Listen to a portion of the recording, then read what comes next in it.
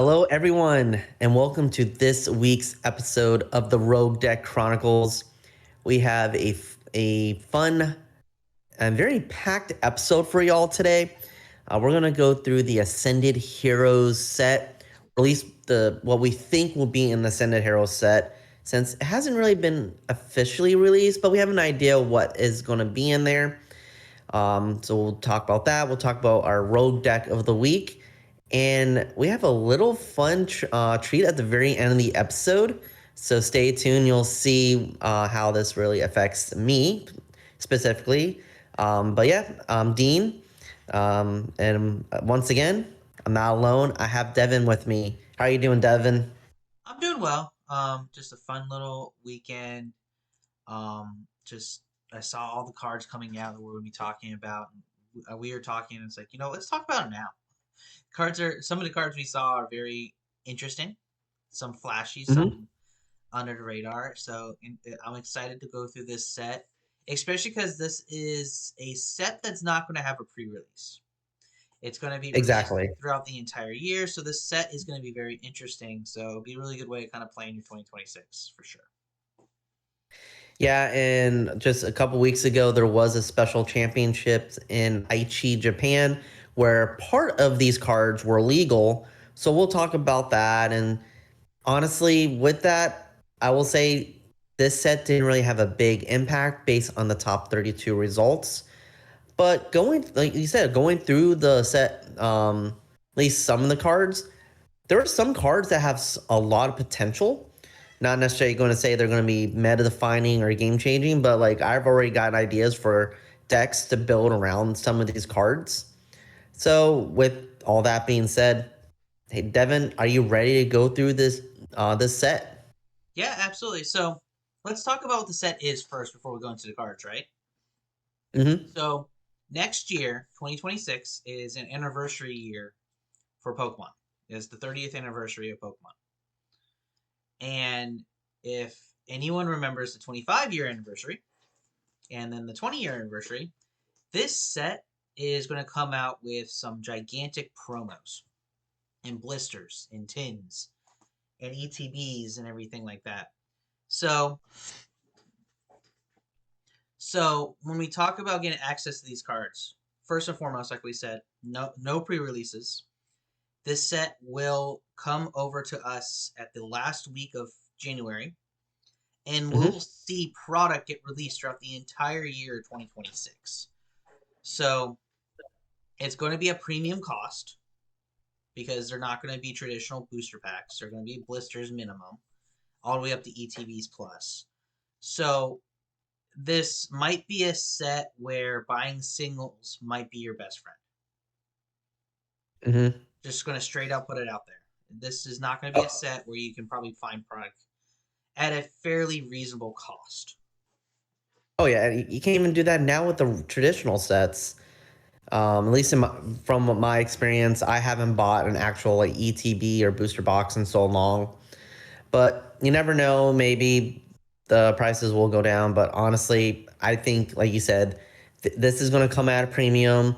This is, like you said, it's a celebration set. It's a mini set. There's a lot with it.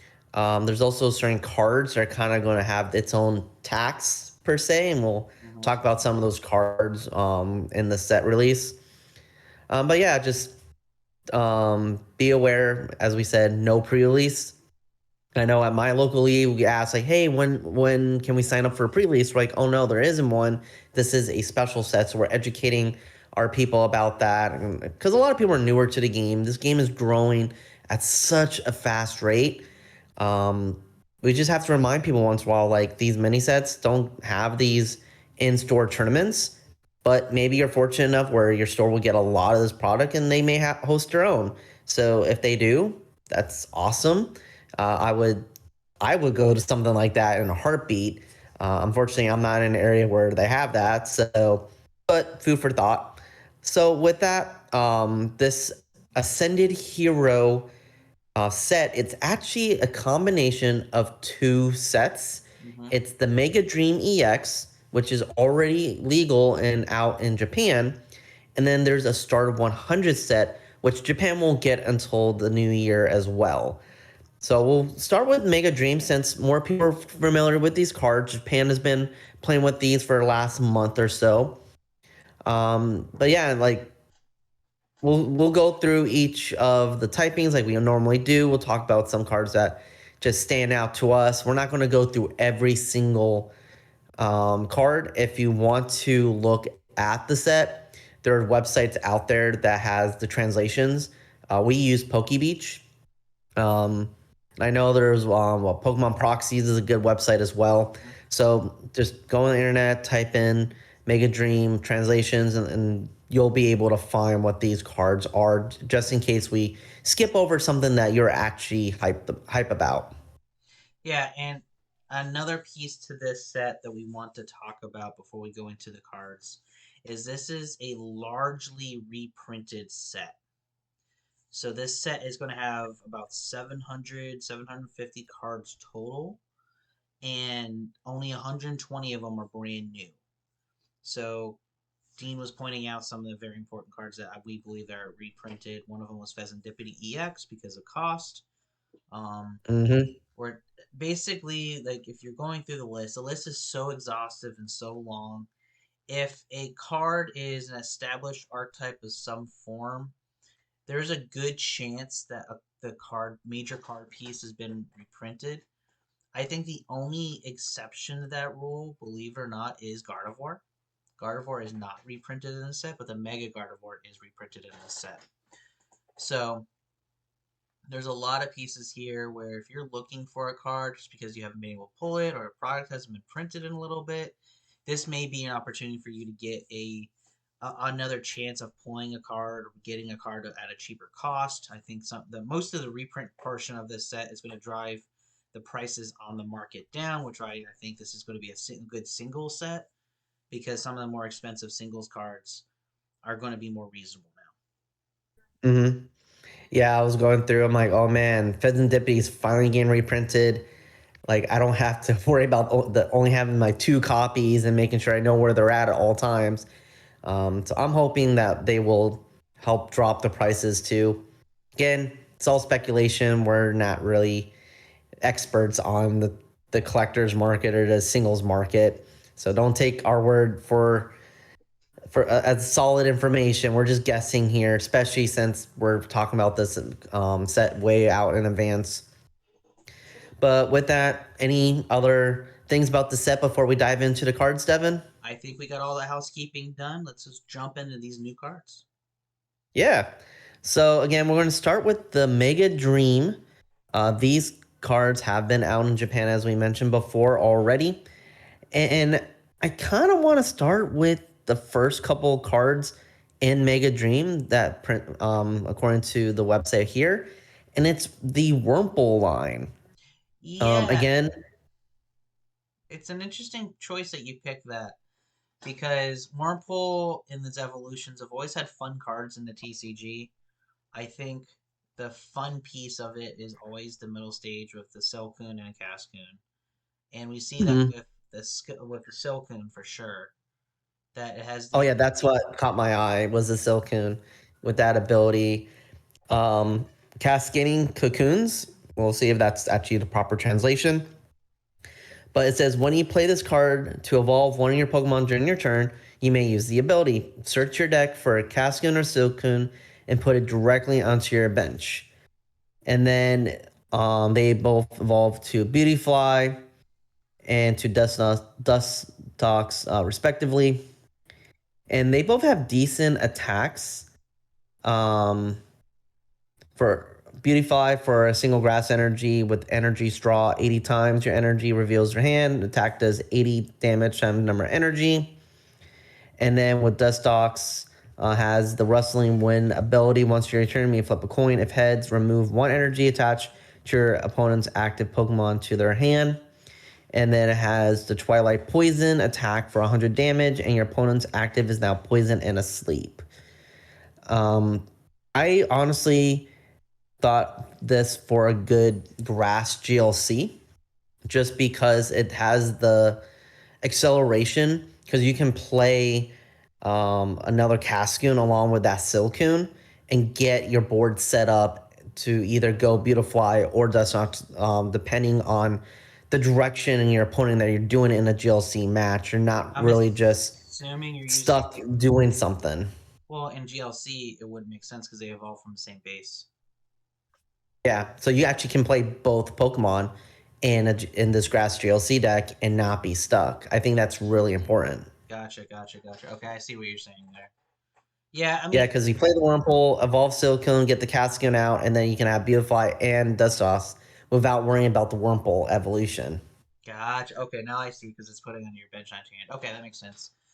Yeah, Yeah, and so I I thought mean, that was cool for a grass GLC, and honestly, I'm looking at these. A lot of these cards are going to be maybe geared towards GLC for me.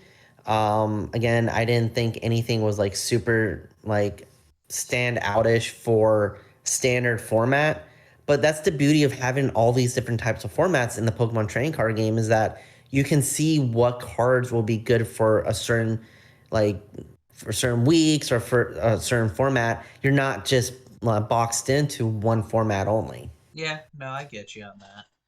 I wasn't a fan of the grass for this. The first card that actually drew attention to me was the Entei, which is the first fire type. Um, Entei, basic fire, 400, 140 HP, has a single attack for 2 fire, flare fall 30 plus, and if you have at least 4 other fire energy in play, it does 90 more. So if you have 6 total fire energy in play, you can do 130. That sounds like a lot until you remember that there's a lot of fire acceleration in the format, and Mm-hmm. there's going to be a lot of decks that want to have fire just in play because of Oricorio EX. And I think this is going to be a great, interesting single prize tech into a Mega Charizard X EX Oricorio kind of archetype that's kind of been flailing a little bit. I think it's mostly flame because it doesn't really have really good single prizers to do the trade offs. Moltres is great. I think this Entei would help the Moltres a little bit Mm-hmm. because the Moltres is really dependent on hitting into an EX, where this Entei is just more dependent on having energy in the play.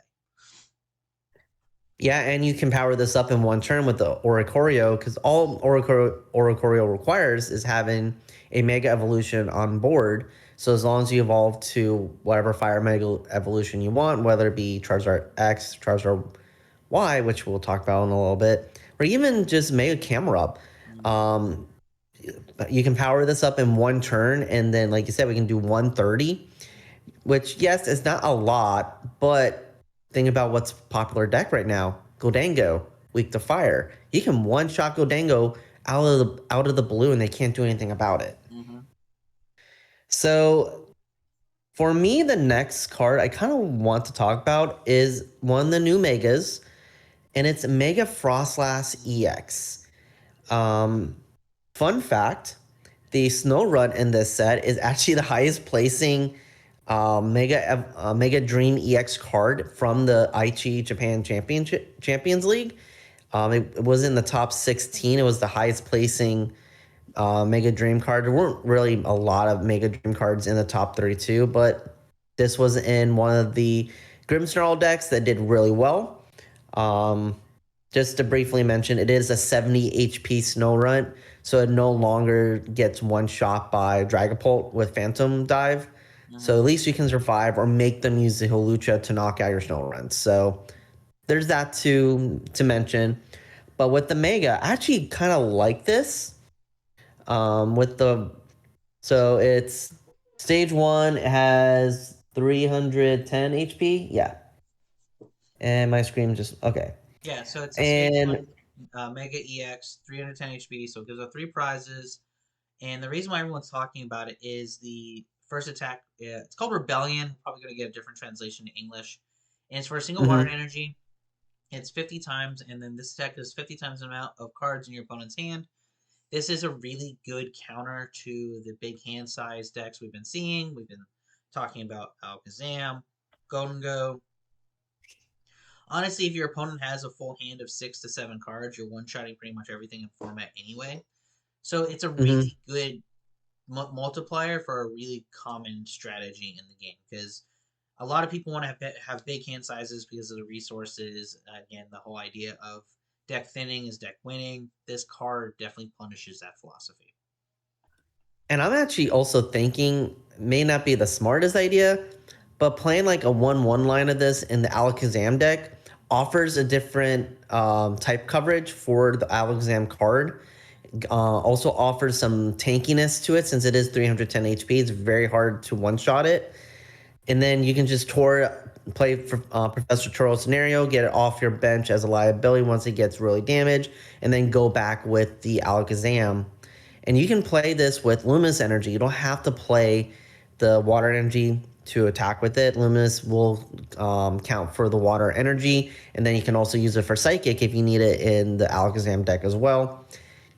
Maybe something to play around with. Again, I think the regular Alakazam, the Dunsparce methodology is probably the more optimal line, but this is something that you can maybe fool around with if you find that going the single prize route or something like that isn't just helping you, and you need something a little bit more tanky just to kind of pull off your strategy. Yeah, I also can see this being a one-off in any Frostlass Monkey Dory builds to kind of just take advantage of the slow build of the deck. This can definitely be your late game finisher if, say, your Frostlass picks are not working well. So Mm-hmm. it could be a really good because you already play the Snow Runt, so it's one of those cards that can find itself in a more of a utility role versus a primary role. Mm-hmm. I agree. So So another then, archetype that's getting a little bit of boost in this is the trainer card N. So N's Pokemon cards are getting a boost. Unfortunately, the Vanillux is not one of the good ones, but it is a card that is necessary for a supporter that did come out. So that's why I wanted to talk about it. It isn't great by any means, but it's a card that if you want to look at the N's archetype is something for you to consider.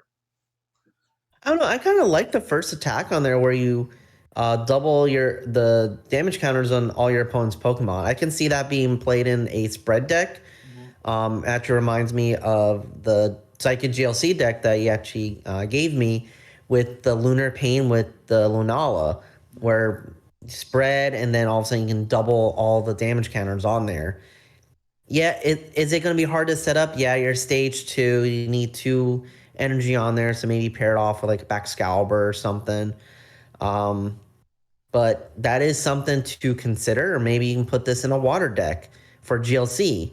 There is still not double colorless, double turbo energy.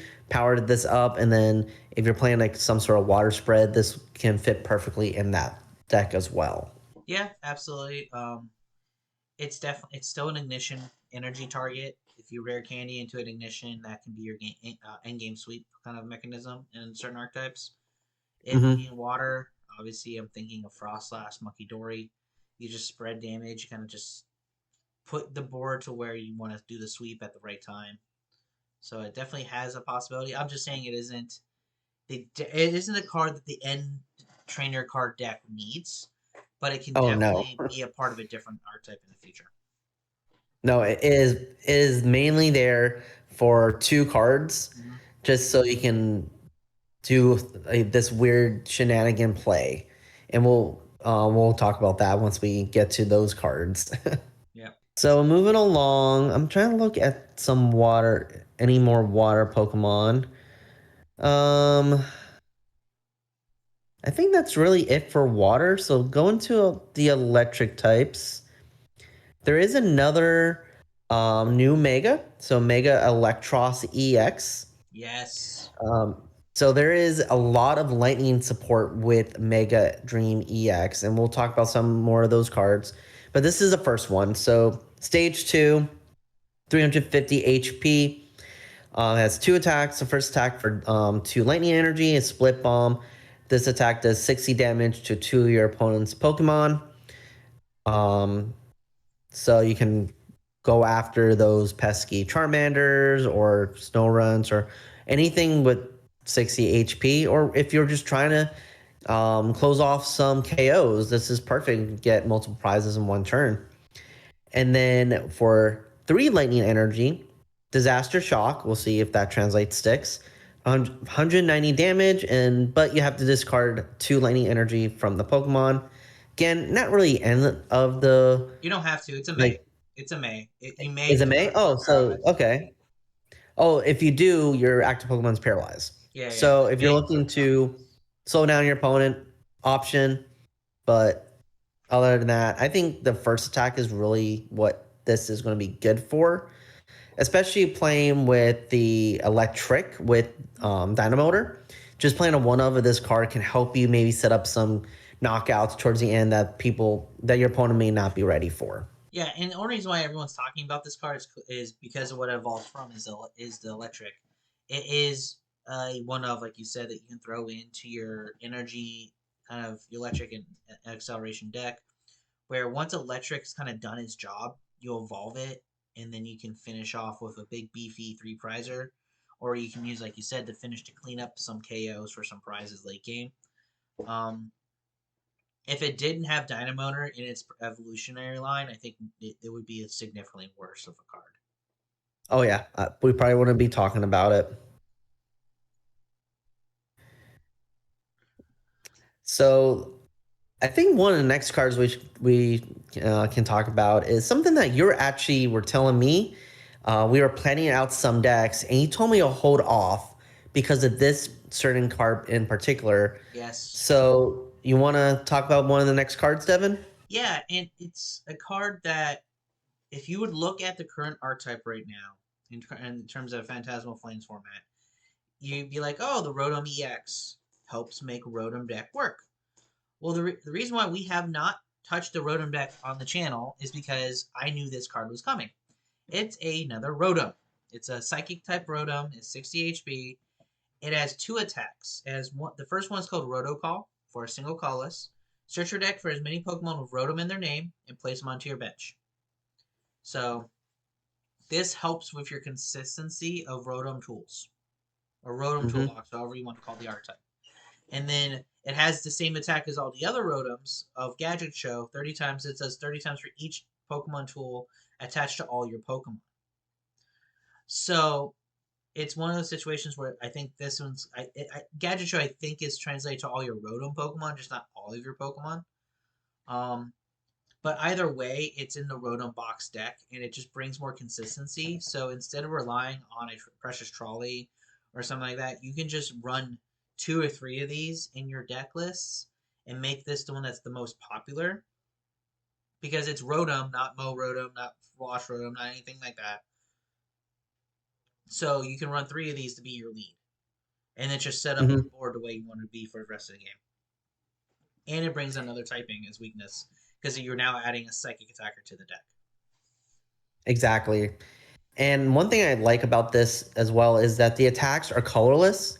So you don't need to play psychic energy. You can play whatever energy that makes sense for your deck. I will say psychic may be a decent option just because you have ways to get multiple psychic energy on the board. But again, it depends on how you have your deck set up. I can't remember exactly how the Rotom deck does the energy acceleration. But yeah, it brings another type coverage. Honestly, the first attack is perfect. You don't need to play Precious Trolley. You can use a different ace spec and just start this off and then just keep replenishing as you go. And I think this is a very big addition to that deck. And I'm sure those who've already covered it will probably do a redo once this Rotom comes out. But we kind of want to wait till all the pieces were there before we kind of touch the deck. Plus, there's other decks that we want to play with as well. So I think this is a great card for that archetype. And I can't wait to see how it does make it better. Yep, absolutely. And then the next card I want to talk about is one of my favorite Pokemon, but it's also a Pokemon that makes the archetype that was pre-existing, I think, a little better, and with a little more coverage. So it's the Hops Trevenant and the Hops Phantom. So Hops Trevenant is a Stage 1 Psychic Pokemon, evolves from Hops Phantom, and it has the attack Horror Revenge for a single colorless energy. It is 30, and during your opponent's last turn, if any of your Hop Pokemon knocked out, it does 100 more. So it can do 130 for 1 energy if your opponent if you had a Pokemon knocked out last turn. Why does that matter? Well, it's a single colorless energy. So slap a Hop's Choice Band on it. Now it's for free. And it has 30 more damage. Put in a Potswick. Put in a Snorlax. That 130 is getting closer to 200 as a psychic weakness. Mm-hmm. So you basically just slap a 2-2 line of this into Hopzacian, and now you're adding another versatile attacker in that deck. Yeah, and we've been seeing Hop's Pokemon being splashed into a lot of decks as well. So I know the Goldango, a lot of those decks are playing the Cramorant just to help with the mid-game range. And you're right, this does kind of beef that archetype even more. We've only seen Hopzacian do okay in tournaments. When it first came out, it got some day twos, but it got stuck in the middle somewhere with like, I think top 64, and maybe once got top 32. This could be a good way to make it better because, like you said, all you need is something to get knocked out. That's not hard to do, especially early game. If they knock out Cramorant or the Snorlax, or even if you want to go the Badoo route, sacrifice the Badoo. Not the Badoo because it has to be a Host Pokemon. But you play something with low HP, activates this attack. It's a single colorless, put in Hop's Choice Band. There's a lot of tools that makes it work really well. Mm-hmm. And I kind of didn't even think about this card when I was looking through. So I'm glad you kind of brought it up because it does make certain archetypes better. And I know Iron Valiant EX has been a popular partner with this as well. Yeah. And it's one of those, like, Hopzacian strategy is attack for free. Well, you're just adding Trevenant to the mix now. So I think this is going to be another card. I don't know if it makes Hop's deck better, but it definitely adds another flavor to the archetype. Yeah. So we'll see how it goes. Maybe we'll visit the Hopzacian deck with this in there. Let us know if you're interested in that. We'll definitely make it work. So I think we're going into the fighting or the ground type Pokemon. Really the first one that caught my eye is that new Mega Halucha EX. And it's really just because it's a Mega. It's the debut of Mega Halucha too, to the Yeah. card game. So it's the first Mega Halucha card. Um, it's arguably The ability's okay. yeah, it's okay. It's arguably the worst Mega because of the fact that you can't control certain pieces. Like Latios EX was like, oh, it's so hard, but then you're able to find a piece. Mega Lucha is only good if you flip heads, and we don't have really a card in standard that will make sure that you flip heads.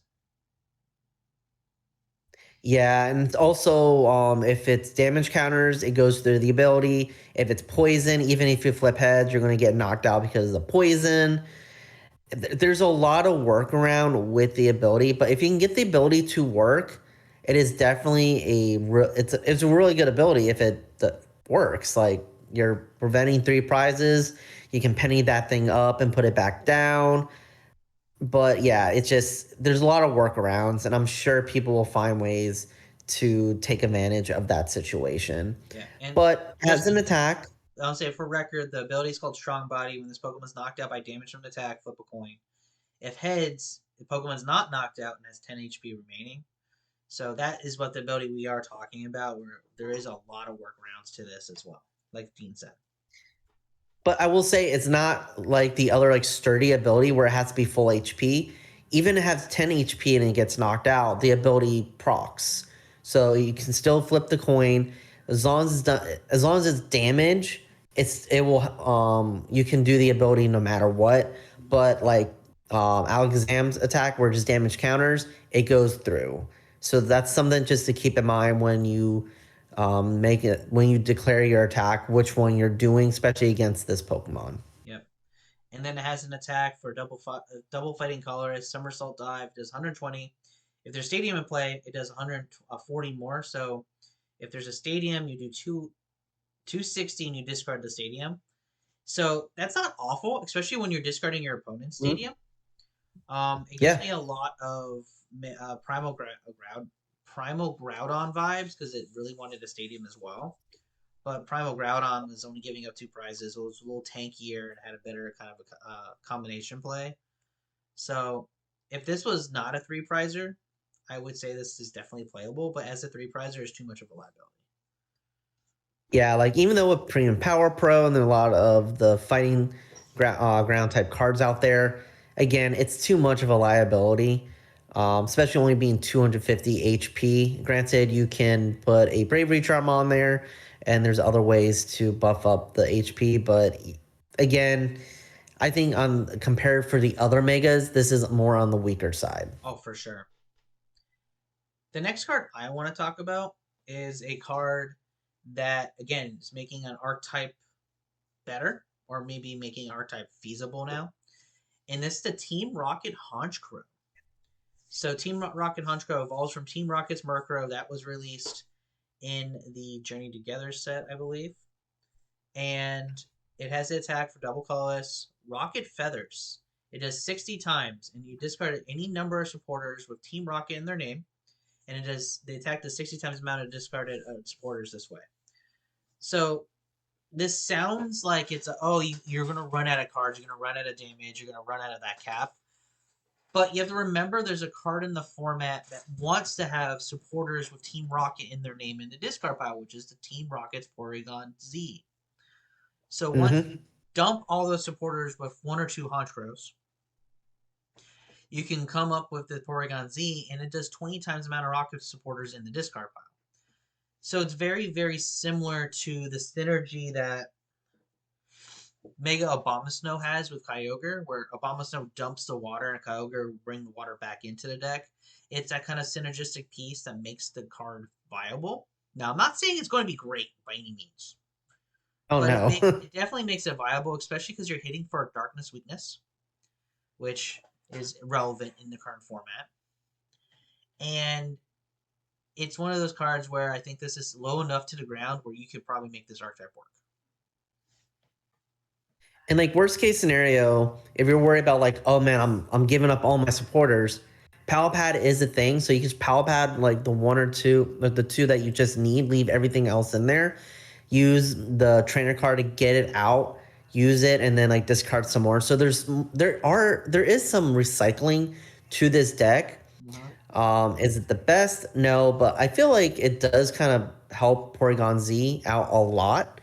Especially with some easy way to get those cards in this discard. Because I've tried that deck, and that was the piece that I couldn't get, was finding a way to get those supporters into the discard.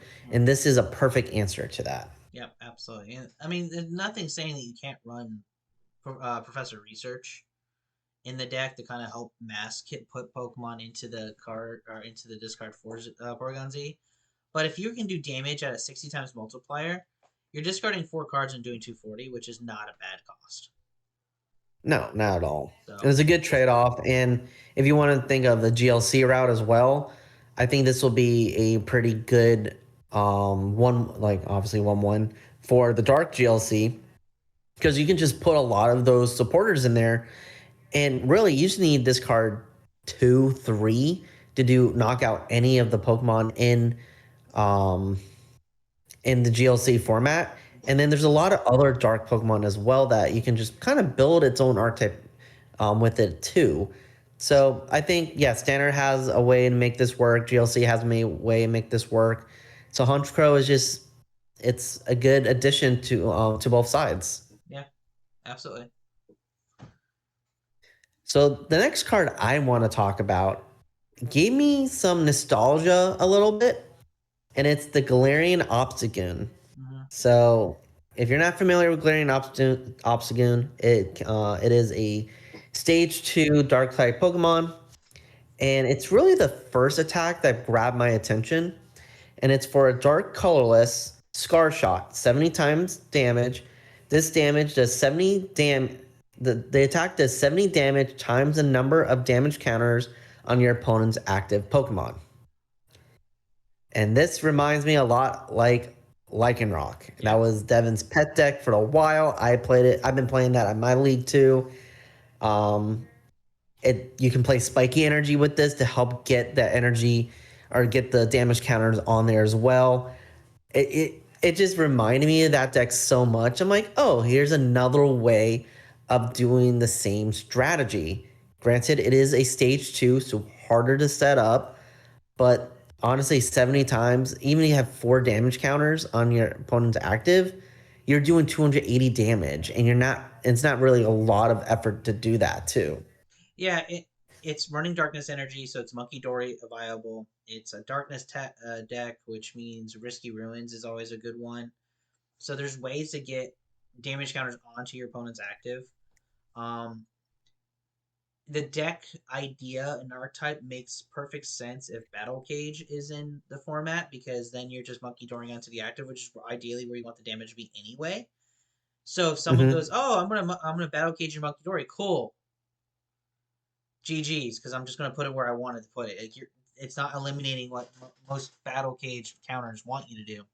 So it's an interesting archetype. I'm interested to see how it builds out, to see how it can work, but I can see it working. Like, I mean, we've made it work. Lycanroc was great when we did it, so I don't see how this won't be. But it's going to be a little different of a build for sure, and I think it operates in a very different space with a lot better tools.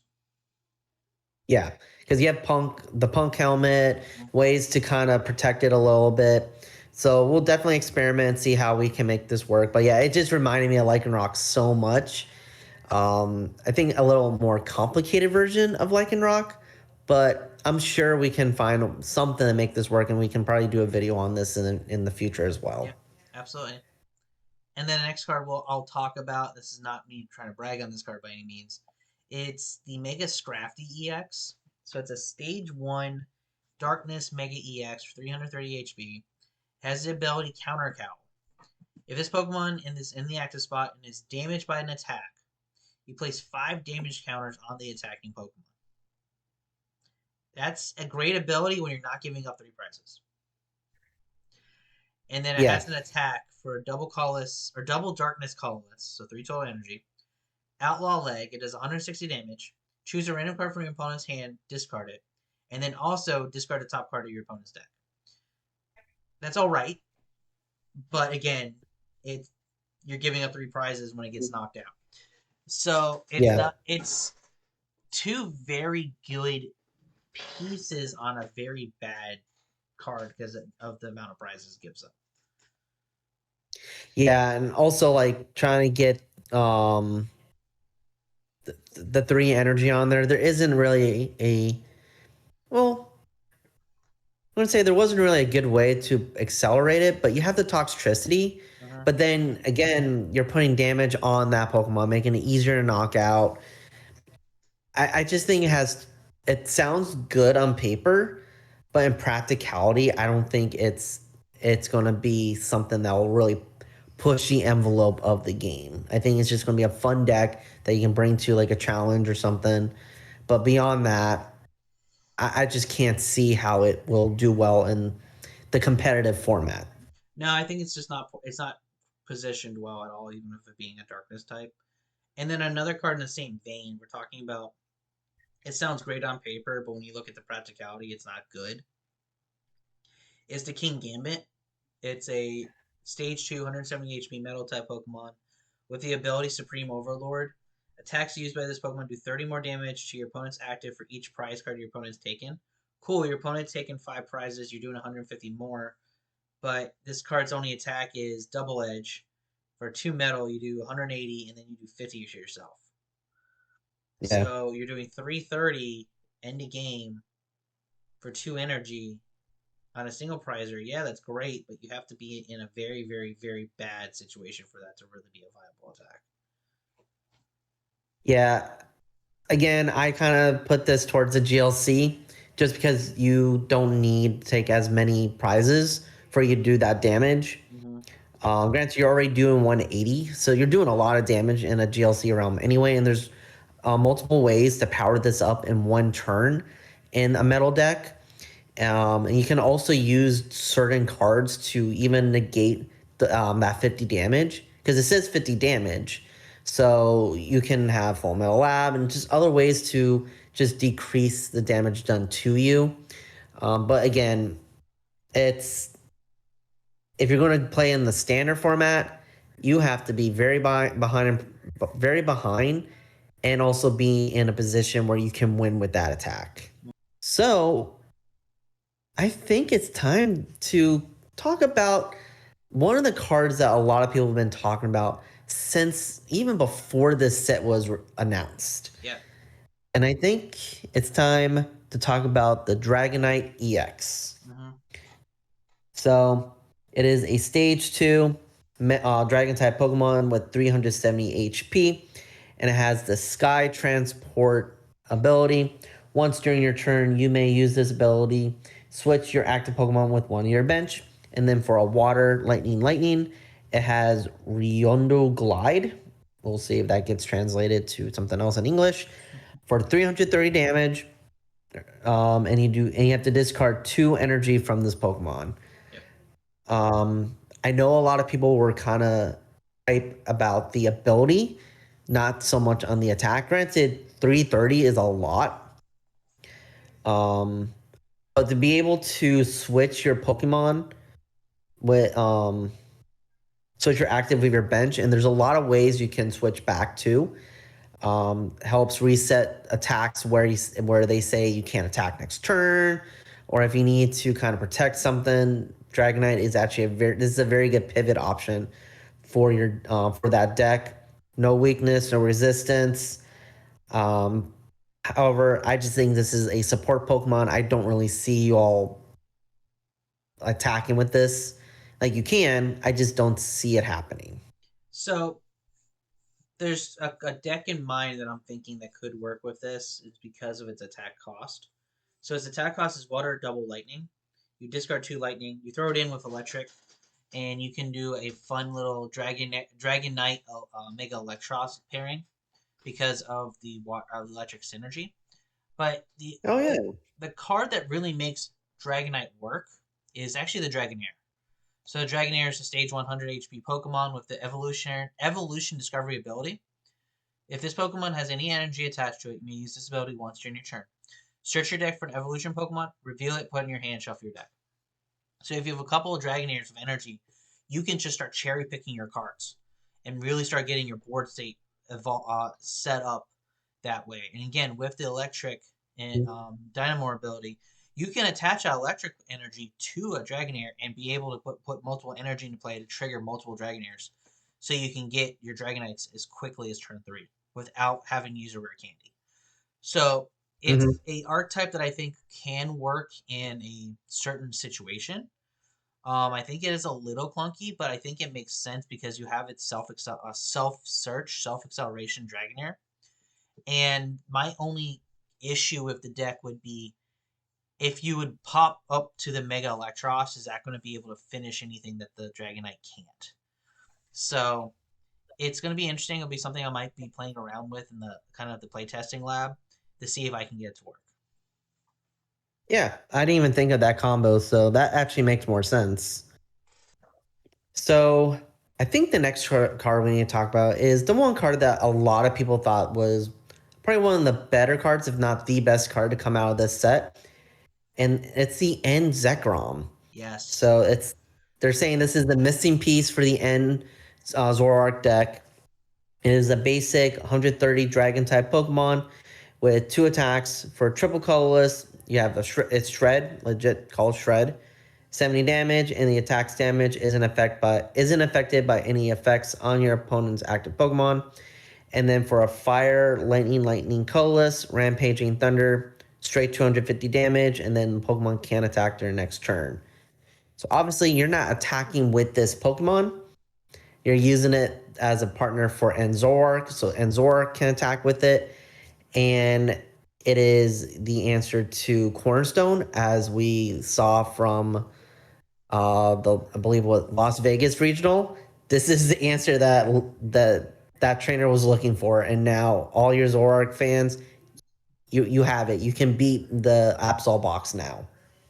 Yeah, it does big damage with the 250, but also has the Shred.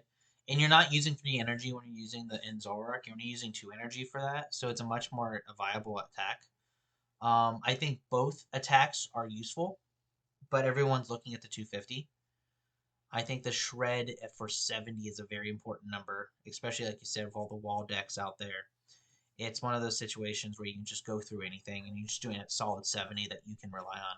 No worries. And then we're gonna go into trainer cards now. So there's a new card, Light Ball. So if you're playing Terra Box, Joltik Box, this is a tool for you. The attacks of the Pikachu EX that this tool is attached to do 50 more damage. So your Pikachu does 350 now. 350. You can one shot all those 3 prizers without any issues. Most 3. You don't have to discard your. Say again, sorry. Most 3 prizers. You still can't one shot. Yeah, most 3 prizers. So I don't think it saves Pikachu. I think the 300 was enough because you weren't planning on really one shotting a lot of them anyway. But this does give you an option to have that to do more with it. But it's only for Pikachu EX. Yeah, it doesn't work on any other Pikachu card. So it's fine. It's only as good as the Pikachu EX, and Resolute Heart's not bad. So it's there. I don't think it's a card I would put it in the Joltik box. I wouldn't add that card because it doesn't fix much math, in my opinion. No. Yeah, maybe Terra Box, but again, it's there as an option. If you feel like you're always just short by a little damage, this tool can help you.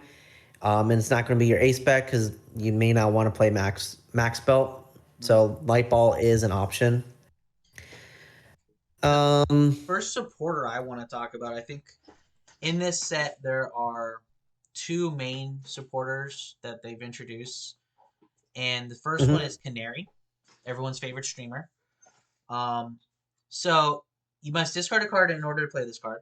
Not an unusual card condition. Search your deck for 4 lightning Pokemon. Reveal them. Put in your hand. Shuffle your deck. That's not bad. Oh, it's not bad at all. Because you can discard a lightning energy, search for your electric pieces, and start getting your Dynamo engine online.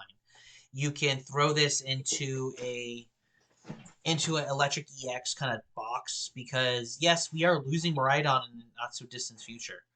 So this can be kind of like your Miraidon substitute, even though obviously Miraidon was a Pokemon ability. This is your supporter for turn. This is still not a very bad turn 1 or turn 2 supporter by any means. So this will find a home in Lightning decks for sure. Lightning wanted something like this. And I'm interested to see at what level this is going to get used in certain archetypes. Yeah, I was going to bring that up. Like, we do have Miraidon, but you brought up a good point. Rotation is happening. It was one of the first cards introduced in Scarlet and Violet, so we will be losing it in, say, 6 months or so whenever rotation is announced.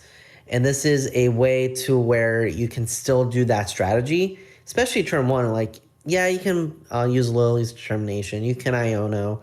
But if you can, fill your board up right away and just get going, this isn't a bad option, especially once Miraidon rotates.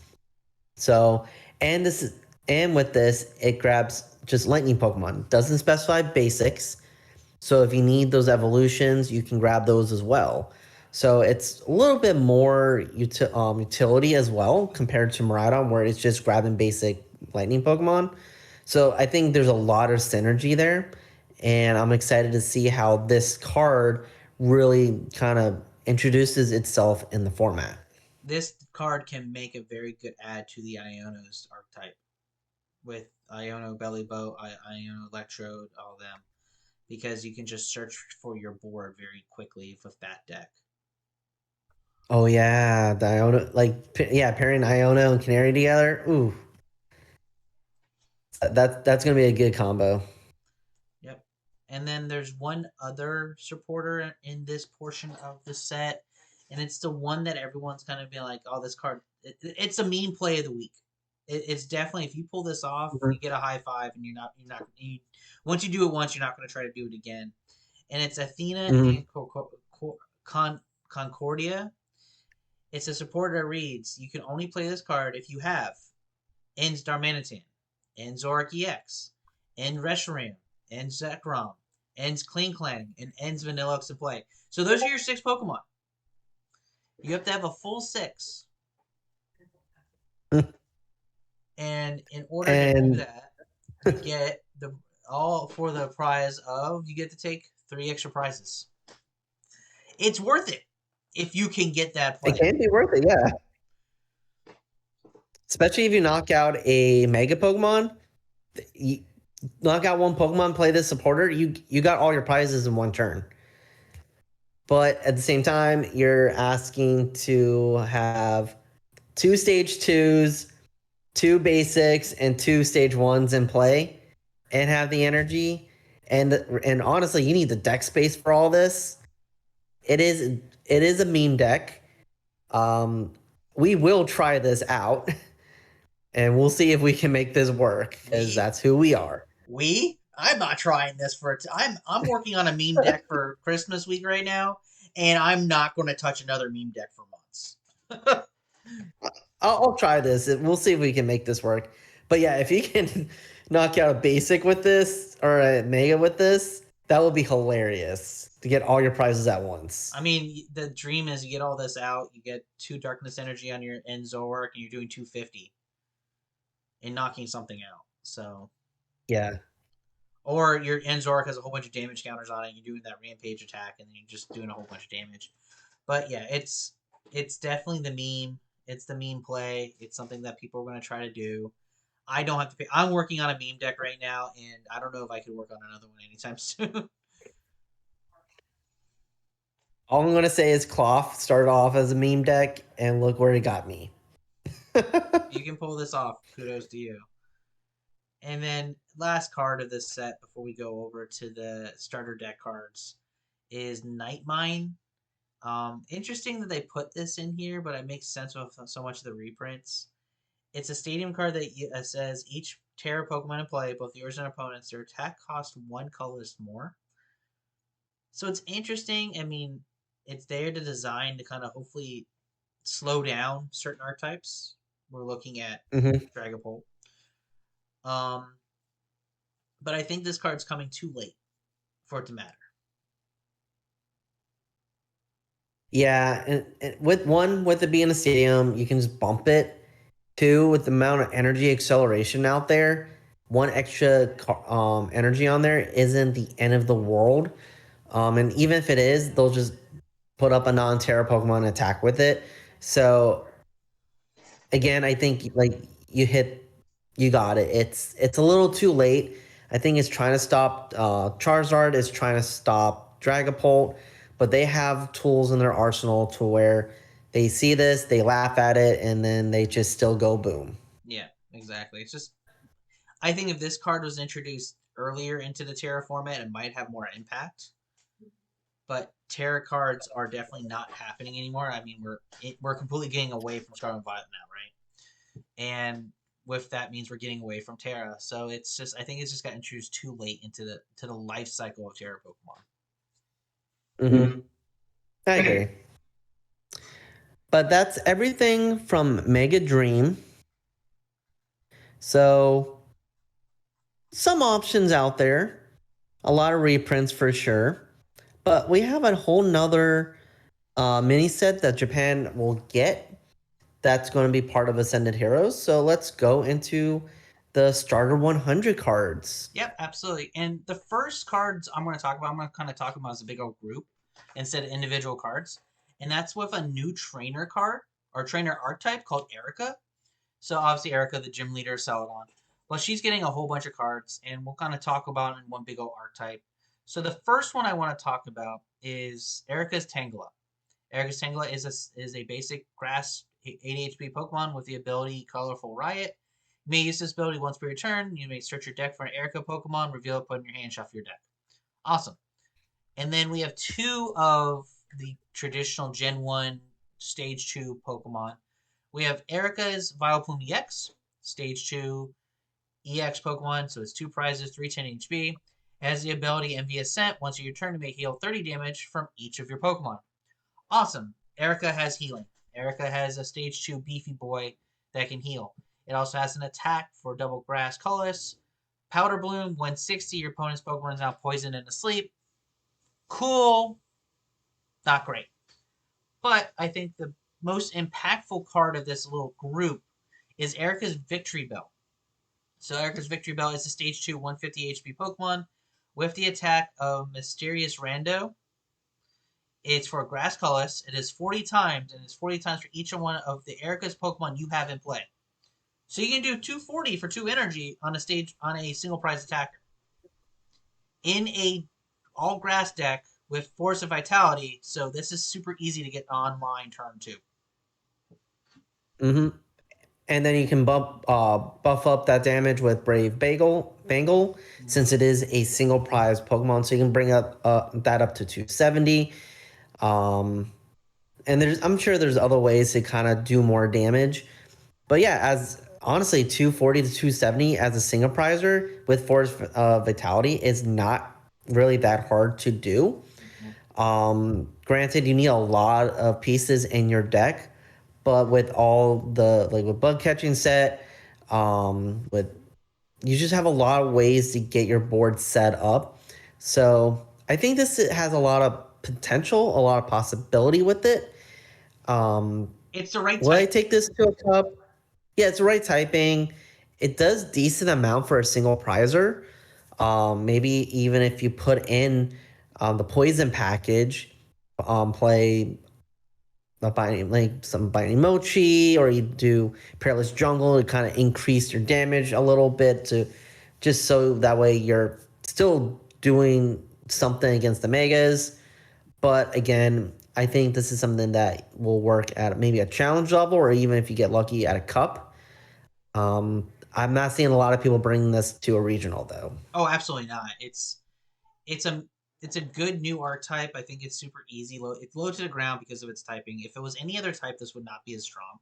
But with grass, it has the tools it needs to be easy to be searched, easy to set up. It has its own acceleration with Tangela. It's something where you could be putting a lot of pressure turn 2 very easily because of the pieces that grass gets to play with. Again, it's purely because of its typing. And you also have the healing with the Vileplume. I know it's not the best option, but 30 to all your Pokemon, that's better than nothing, especially in a format where we have absolutely no healing. Just the fact that you have an ability that can do it does kind of make it up another notch, you know? Absolutely. And then before we go out of the grass Pokemon in this set, we need to talk about Mega Meganium EX. This is actually a card that caused a lot of discussion in my local league. So it's a stage 2 grass type Pokemon with 360 HP. And it has the attack Grass Banquet for triple colorless. 70 plus damage. This attack does 50 more damage for each grass energy attached to this Pokemon. So this is another piece for the Mega Venusaur deck. So we have the regular Meganium that helps with multiplying all your energy. You get a Meganium EX out there, and you just hit hard. I think this is Hydrapple EX, but better. I don't even think you need to throw this in a Mega Venusaur. I don't think Mega Venusaur is really needed for this. I think it's preferred because obviously Mega Venusaur gets to move your energy around, but you can just play some energy switch with your Teal Masks. Because if you have the baby Meganium, the energy doubles. All you need is 2 energy and this Mega Meganium, and 2 energy means you have 4 energy, so that's an extra 200. So you're doing 270 for two energy attachments. And then if you attach a third physical energy, then you're doing 370. So I think it's a good deck. I think this could put pressure in cups. I mean, I would bring this to a regional. I think it has the firepower to withstand it. It's, again, we talked about how good grass is. You have bug catching set. You have Force of Vitality. I think this could work in a very high level competitive situation because it does hit numbers for low energy. Oh yeah, I think it definitely has life with it. I think it was probably one of the missing pieces for that archetype. Again, people have made day 2 with it, but it's still kind of getting stuck in the mid to lower range of a day 2 status. So hopefully this is the missing piece to kind of bring it up a notch and maybe even get a top 32 and get some cash. Yeah, absolutely. So the So next card I want to talk about is the first fire type, and it's the Mega Charizard YEX. So it's a stage 2 Mega EX. So 3 prizes. It has a single attack. Explosion Y for double fire colorless. Discard 3 energy from this Pokemon. This attack does 280 damage to one of your opponent's Pokemon. So you get to do 280 and you earn the board at the cost of 3 energy. Sounds like a tough ask, but again, you have to remember Oricorio EX is a card that does exist. So accelerating energy onto your board and constantly being able to recycle 3 is not hard. We also have so much fire support to get a whole bunch of energy into our hand that we could put energy onto the Charizard very easily, turn over turn to consistently just snipe 280s wherever we want. oh yeah, this is definitely going to be a big piece in the Charizard toolbox. I'm calling it Charizard toolbox because you have the EX, you got the XEX, now you have the YEX. Charizard is just strong. Like they're not making any bad cards for this Pokemon. And as much as we really hype the Megadium EX card, with this being out in the format, I'm scared if you play that in a tournament because I would expect to see 2, maybe 3 of those at any tournament because with how powerful this is. Yeah, I think it is better than the Mega Charizard X because I think 3 energy for 280 is it feels better than 90 times discard however much. I mean, 90 times discard however much you want is something you can play with. But I think having 280 sniping anything, you're knocking out anything that's not a Mega EX with that number. And as long as they're not Terra Pokemon on the bench, you can pick your prizes effectively. Yeah, go after Fezes, go after Squawkabilly. Unfortunately, you can't go after the Ogre Pawns, but there's other people will put multi-prizers on their bench and not even think twice about it. Yep. And the next fire type that I want to talk about is the Mega Embor EX. Same thing, has 1 attack. Uh, Crimson Blast for fire colorless, 320 damage, but you do 60 damage to yourself. So still hits hard. 320 is nothing to scoff at, but then you're taking 60 damage, bringing your HP down to 320.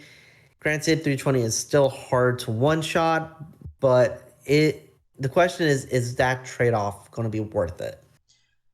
I think this Pignite as Embor EX has a benefit of it being in the same evolutionary line as the Fire Fandango, to where you don't have to rely on the Oricorio if you don't want to because you're already running the evolutionary line. So it's one of those situations where this Mega Embor EX could be a one of in a fire toolbox, where if you need a big bulky KO toward the end of the game, you can just put two Pignites into play, turn one into Fire Fandango, and the other one into your Mega Embor EX, and just do a nuke play toward the end of the game. Assuming Mm-hmm. that you don't run another fire nuke, or you can just have an extra utility piece. This card can never really hurt you because it's a card you choose to play. It's not a basic. So if you don't want to play this card in a matchup, you don't have to. So I think it's a really good one of Yeah. in a fire toolbox if you decide to make one of those. Yeah, I think that's a good way to look at it. So now we go into the water type Pokemon. And this card was actually one of the cards that I wouldn't say caused a lot of discussion, but when it was first released, we couldn't really read what the attack did because someone's thumb was over the text. So, but now we have the full translation. So it's Mega Feraligatr EX, Stage 2 Water type Pokemon, 370 HP, and it has the Killer Crunch attack for Water colorless, 200 damage, and if your opponent's active Pokemon have any damage counters on it, you do 200 more damage.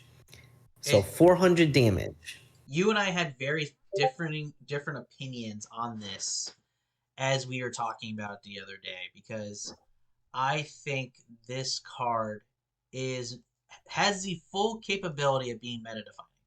Meanwhile, I think it's just okay. And I say that because I hate to say this, but you can just put this in a deck of Monkey Dory and just push damage counters onto your opponent. All it needs is one damage counter, and you can do 400. So as long as you have a way to put 10 damage counters in some way, shape, or form onto your opponent's active Pokemon, this Pokemon is the thing that can KO everything. And being water, there's so many different tools for water that the 3 energy cost is not damaging, in my opinion. For me, I just don't think the damage is worth it because it can just, in a format where one shots are super prevalent. Okay, yeah, you can one shot, but then you can get one shot by like Godango or by pretty much any of the big one shot Pokemon right now. And it's, I don't know, the 3 prizes for that, while like there's 2 prizes that do the same thing. Like there's Godango, there's Raging Bolt out there. I don't know. Like, yeah, you can do 400, but like they can also do 400. So until those Pokemon rotate out, I think this is just going to be just gate kept at like maybe a tier, like a B tier. Like again, it's a really strong 400. Doesn't, it's not hard to do, but there's other Pokemon that do it better, in my opinion. At least right now. I get it. I think I'm a little more high on it. I'm very rarely very high on a card, so I'll take that. The next Pokemon I want to talk about, honestly, I want to skip all of the electric Pokemon. I don't think any of the electric Pokemon in the starter decks are worth talking about from a deck building perspective. Not really. The Miraidon is a Terra Electric, which is great, but it does 240 for 3 energy. Only to EX Pokemon, not really the greatest. And it's one of those I'm like, eh. I think that only that I mean another Pokemon I think would be interesting. I'm still trying to figure out how this would work. Is the Azumarill EX? So it's a stage one Mm-hmm. psychic Pokemon, 270 HP. Has the ability Bubble Bundle. As often as you like during your turn, you may move 1 energy from your Pokemon to this Pokemon. It has Energy Balloon, which is 3 colorless, 60, and then it does 40 more for each psychic energy attached to this Pokemon. I think this is an interesting card that you could throw in to a Gardevoir maybe, because you can just put energy up to the damage you need and then just hit it. And it's going to be one of those end game kind of pieces for Gardevoir. I don't think it's a good option for Gardevoir, but it's something you could put in there if you want another unlimited damage ceiling if you're not happy with Screamtail. Um, I think just being able to move energy from bench to this Pokemon is dangerous if you can get the right pieces around it. I can see pairing this with Xatu, where you can get multiple energy out and then use the ability and move it to Azumarill. With that being said, you need to find a lot of ways to recycle the energy because I don't see Azumarill really lasting more than 1 turn. It's 270. It's a 2-prizer. It seems interesting. It seems interesting. Maybe we can either put this in a regular Azumarill deck because there is that single prize as another option. But then again, that deck is relying on only having a single energy attachment because you have a Terra Pokemon in play. So I don't know. When I first saw this, I was actually very excited. I'm like, oh, this is really cool. I like how it reads. But thinking in practicality, how can I get at least 3 energy on this thing every single turn? Because you got to think of okay, what happens if this gets knocked out? How am I going to get another one set up really quickly? Yeah. And I just can't think of something that's going to be consistent to do that. Yeah, no, I get it. That's why I'm like, it's like, but not really at the same time. Um, hmm. So I'm scrolling through and I'm jumping down to the fighting Pokemon. Mm-hmm. And the one that kind of caught my eye, I'm not really seeing this as something super hype or anything, but I think the Carbink looks interesting, especially in a GLC way. Yeah. Again, I'm looking at GLC a lot, but with the dual type ability, legit called dual type, and it's a fighting and psychic type. So I think in something like GLC, you can have that weakness coverage. So where if you're going against either one that's weak to it, you have an answer. Granted, you need two fighting and the colorless to attack with it. You're doing 70 damage. And if your opponent has two or fewer prizes, then you're doing 100 more. I don't know. It's asking for a lot, but it reads interesting at the very least. It's good late game because you can hit into fighting or psychic weakness for a lot of damage. I think it's purely one of those. If you can get 3 energy on it, you can really punish your opponent late game. Because if they're knocking that out at 5 prizes or with 4 prizes taken, they're not winning the game, and you're hitting them for 170 plus whatever weakness you're choosing to go into. So it's an interesting situation. Um, I don't know really how else. Like, I mean, it's also a fighting type, so you can always put Premium Power Plus and a couple other kind of fighting shenanigans on there. But it's interesting. I think it's too much to ask to try to make it really a good, impactful tech card, but I can see why people would want to Mhm. look at that. Yeah, but I just want to mention it. Um, Scrolling through again, this set is it was made for beginners, those learning and just getting into the game. So a lot of these cards are not going to be super powerful or meta defining. Um, that's why we're kind of skipping through a lot of these because we know that people are looking like, hey, how can I improve my deck? A lot of these are just made for people just to learn how to play the game. So if we're skipping through a lot, that's the main reason. Like I'm skipping all just my like how Maridon EX got a card. Go it's ahead. it's there. Like I'm skipping through. I skipped all through the dark Pokemon. I skipped all of the metal Pokemon, and I went to pretty much the last of the normal types, which is the Mega Audino EX. And I really only want to talk Well, about Mega Audino EX because Mega Audino EX, when Mega Audino Big X was a thing, that won the World Championships. This card, mhm. this Pokemon has a World Championship winning card in its history, and this version of Mega Audino EX is just not good. Like I hate to say it because it's giving up 3 prizes. If it was giving up 1 or 2 prizes, I would say it's worth to put in there because there's some risk reward to it. But for a single colorless energy, flip 3 coins for each head. Search your deck for 2 energy. So if you flip 3 heads, you get 6 energy out of it. But if you get knocked out at 270 HP, you're giving up 3 prizes, and you potentially could have whiffed your energy. And then its attack is for triple colorless, 20 plus, and it is any more for each energy attached to your opponent's active Pokemon. So your damage searching, your energy searching doesn't help this.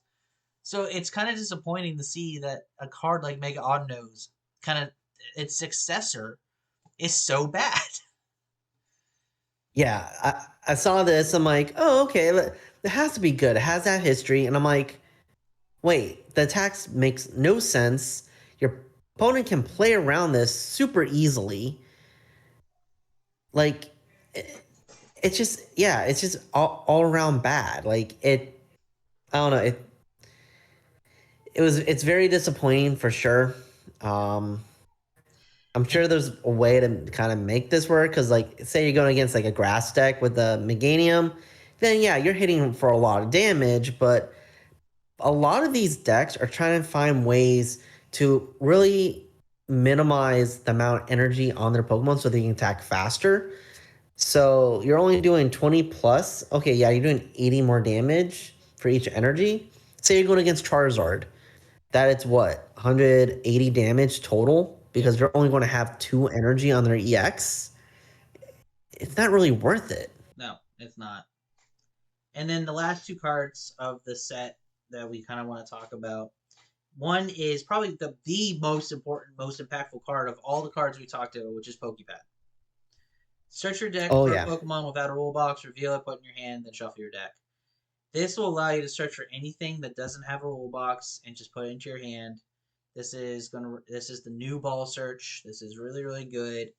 The only decks that don't like it are the ones obviously other big basic EXs. but this is a card that you put 4 of, and it's a note. It's easy plug in. And then you have the Waitress supporter.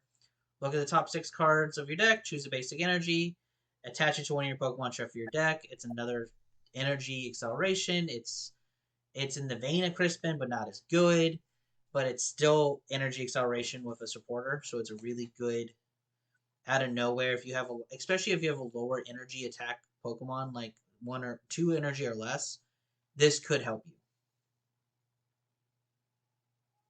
Yeah. So yeah, with those two supporters, or sorry, the waitress supporter and the Pokepad. Definitely, the Pokepad is the biggest deal coming out from this starter deck. The fact that this is getting printed in this type of setting, it's an interesting choice for sure, because this is meta defining. We're going to be losing Nest Ball, so this is our way to get basic Pokemon out. But it just says Pokemon without rule box. So if you want to get any of your evolution, this is going to be very useful for you, especially if you're playing those Pokemon that are support, like in metal decks, getting your Metang. This is a great way to get your Metang. Granted, we have Genesect EX for that. But yeah, just grabbing like your Noctowls in the Terra box, or grabbing something where it's not necessarily easy to get unless you want to use Ultra Ball. And then yeah, Waitress, like always, energy acceleration is always good, even though as a supporter, getting your board set up and saving that manual energy attachment is so important. So yeah, these two trainer cards are going to be crucial going forward, especially once we have stuff rotated. Yeah, I also want to mention, if you're a Larry fan, Larry actually got some trainer Pokemon in here, so you can build a deck around there. However, the Pokemon aren't that good, which I'm kind of sad about, because Larry is actually a really cool character in the video game, and I wish he would have got a little more love with this set. But he does have his own archetype in here, so if you want to try that out, by all means, give it a chance. Yep, absolutely. All right, so we went over all the new That was cards. a lot of cards. Yeah, a lot of cards. We went through a whole bunch. The one pieces that, again, we're going to kind of rehash some of the pieces here. This is not a set that's going to have a pre-release. This is a set that's going to be released for pretty much throughout the entirety of 2026. This is in the same vein as a Generations or as a Celebration set from the 25 and 20th anniversary of Pokemon. So just keep an eye out on your local game shop, your hobby places, your Targets, your Walmarts, your Best Buys of just general product, because it's going to be sold in promotional premium product type of pieces. So hopefully you can get your cards the way you want it. I think this is a set that you really want to focus on singles. And if you guys want, let us know in the comments if you want us to make a buy guide for this set. We can definitely make our recommendations of a buy guide. They're going to fill out your binder and fill out your collection of cards. So we can definitely do that if you guys think that is something that you want to hear or see, is what we recommend, how many of a certain type of card going forward for every set. So with that being said, Dean, are you ready to talk about what you've been playing around with for the last week or so? Yes, I'm actually really excited about this our road deck of the week. When we were talking about these decks, you were like, "Oh man, I don't want to touch this again. I tried it; it did not work for me." I'm like, "Okay, let me try. Let me see if I have fun with it." And I'm telling you about the games I'm playing. You're like, "Please tell me you got that recorded." I'm like, "No, I did this on my lunch break at work." But yeah, this one is actually really fun once you learn how it plays. But this week we are going to be talking about Bronzong Tool Drop. Yes, so Tool Drop. So Bronzong. Say that again. Tool Drop is back. And this time it has probably the highest damage multiplier it's ever had at 40 times. So it's really, really good to have that finally. And it's not just 40 times on your Pokemon, it's 40 times on all Pokemon, which is different than at least what I'm used to with Tool Drops, because typically it's only on your side of the bench. And I kind of talked about this in the video, but if your opponent's not reading the card properly, or they just assume what Tool Drop is, they're going to be attaching their own tools, and it just powers you up even more. So again, Bronzong is a stage 2 metal type, or sorry, stage 1 metal type Pokemon with the attack Tool Drop. It has another attack, but we never use it. But it's for 3 colorless energy, and you do 40 times the amount of tools attached to all your Pokemon. Well, you may be asking, I was like, okay, well, even if you're just getting your board set up 40 times, okay, 6, 240, that's okay, I guess. It's like, and you're right, traditionally, that could be just okay, especially with this being a single prize Pokemon. However, we play the Revavroom EX card in this list, and Revavroom EX has the tune-up ability, and that states that when this ability is active, you can attach up to 4 tools to that Pokemon. Yeah. So that's a way for you to power this thing up. So we play a bunch of tools, and I was telling Devin, I one-shotted a Kangaskhan that have Lively Stadium, Buffalon, and Bravery Charm on there, and I powered the Bronzong up in 1 turn. Yeah, and when we were talking about this deck, I wasn't saying this deck was bad. I was saying I couldn't get it to work. I did like a 2-hour play session with it, and I'm like, I can see its potential. I just can't get it to work. And I was working on another project at the time. I was like, Dean, if you want to pick this up and go for it, I'm not going to be offended. Because normally we talk about our decks ahead of time, so we're not trying to play on the same deck at the same time. So I handed this off and said, if you can get this to work, go for it. It's just not flowing with me on the session I did. So I love the fact it was able to work for you because I love the fact that Tool Drop is back. It's a archetype kind of attack type that we've seen throughout the years of Pokemon, and now it's on a metal type, it's on a single prizer, it's easy to kind of pull off, and it's hitting damage that's relevant, which has always been his problem.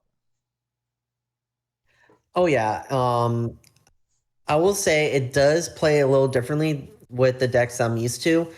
I typically play very aggressive, very my first turn I'm attacking, I'm doing a lot of damage.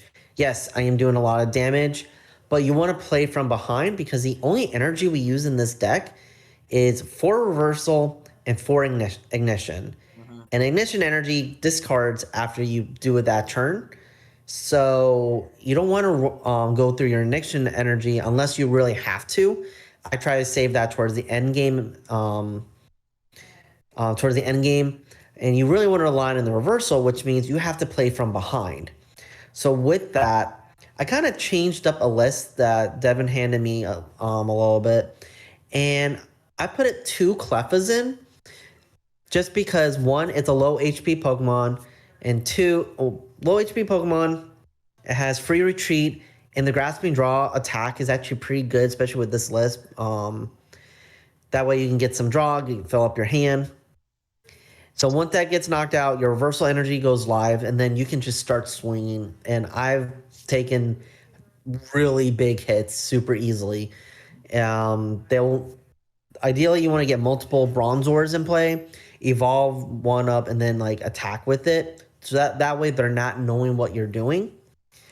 With the tools that we play, we play 4 Rigid Bands, mainly because we put those Rigid Bands on the Revavroom EX to make it tanky, because sometimes you need to stall out a little bit. So 280 HP, plus you have the damage reduction with the Rigid Bands. They can't one-shot that thing. So you put 2 or 3 Rigid Bands on there with an Air Balloon, because we play multiple Air Balloons. Retreat, attack with the Bronzong. We also play Lucky Helmet, so that helps with getting draw when we get attacked into. Brave Bangle, because Bronzong is a single prize Pokemon. That's an easy 30 damage multiplier for us as well. And one card I actually think is really cool in this deck that you never see play is that Treasure Tracker Ace-Spec. So this came out in Prismatic Evolution, and no one knew this thing existed. It makes sense. It's the only way to really bulk search troll cards. And no one plays it because there's not really a deck that wants it. I mean, this and the Rotom Box are the 2 archetypes I can think of that really want to play this card. And I'm glad we were able to showcase off a spec that really no one plays, because it's so situational. Yeah, and honestly, I was going to cut it and put in Precious Trolley, because I saw with my research, I've saw other decks and they use Precious Trolley and it was a really good setup card. But as I was playing this deck, I found out my setup wasn't really being impacted. I was able to get my bench full within the first couple turns of the game. So I kept the treasure tracker in there because sometimes you need that ace spec, especially towards the end of the game, just to power up something really quick, so you can do the big damage. Yes, you want to be smart of how you attach your tools, but sometimes you just need to get a lot of tools out and just hit hard, just so you can keep up with the prize trade. Yeah, absolutely. So the list of So that Dean played will be in the description and show notes of this week, and we're also going to have a video on Friday showcasing his matches. So definitely keep an eye out on the YouTube channel for that. So there's that. So Dean, you did mention in the beginning you had a little surprise that affected you. So what is that? so this week I have a challenge coming up. And I was texting Devin. I'm like, hey, I am between two decks right now. I want to play Ethan Typhlosion or I want to play Lapras EX. I saw this list online. And I'm like, oh, I used to play Lapras. It was actually a really fun deck that I enjoyed. Brought it to a couple challenges way back in the day and actually did okay with it. So he was like, flip a coin. I don't know what you want. I don't know what you should play because both seem interesting. So flip a coin. So I'm like, hey, what if we do that with on this episode? So I'm not sure if Devin has a coin or anything. I am trying to download a coin toss app real quick if we need that. I have a coin flip simulator on my computer real quick. Let me get the display. Alrighty, so I have the coin flip simulator on from a website that I pulled up. So Dean, we're gonna flip a coin. Heads is gonna be which Okay. deck? Heads gonna be which deck? We'll do heads, Ethan's Typhlosion. Tails will be Lapras. Alrighty, so let's flip the coin to see what deck Dean plays at a league challenge. And it is tails. So you will be So playing. it looks like I'm playing Lapras EX. So anyone that goes to my local league and listens to this on the day this drops, you know what I'm playing. And we'll see how many y'all watch this video before that night. But I saw this deck with For the Win TCG, and I actually had really fun with this a couple years ago. So I'm actually really glad I can pull these cards out of my bulk bin. I actually got the rainbow art Laprases. I got those from Toronto Regional when I pulled the special illustration rare Lottie SEX. I'm excited to play with those again. So yeah, Lapras, you're coming to the final challenge at 2025 at my local league. Awesome. So keep an eye out for that. Hopefully, Dean, we'll talk about that maybe next time we jump on. Um, with that being said, guys, this is the last episode for us for the 2025. The holidays coming up. We're going to be spending it with our families. We're going to be traveling and being really, really busy.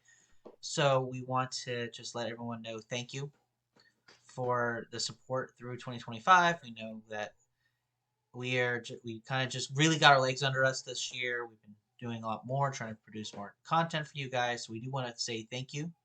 And we are looking forward to see what 2026 offers us for the channel and for the card game itself, to see what we will be doing and how we will be experiencing it going forward. Yeah, absolutely. Thank you all for your support with the podcast episodes, with the Rogue Deck showcases. We love interacting with y'all with the comments. So thank you for that. We're excited to see what 2026 brings. Devin and I have been talking about future ideas that we want to do on this channel. So be on the lookout for that. Again, what a great way to end the year, playing some road decks, talking about some future cards, see how these can impact the next half of the season. With everything, Devin, do you have any final thoughts for our viewers and listeners today? No, again, thank you everyone. 2025 has been great. The growth of the channel has been so much fun, and we are looking forward to see what 2026 offers for us. Awesome. Well, thank you all. If you made it this far in the video, please like and subscribe. Again, we are trying to grow this channel. This is a passion project for us, so we're just trying to show our love for this game with you all, and on really just all the fun decks that we have been thinking and seeing. Yeah, tell your friends about us. Let us know what content you want to see in 2026. And with all that being said, thank you everyone, and have fun playing those sneaky decks. Bye, guys. See y'all.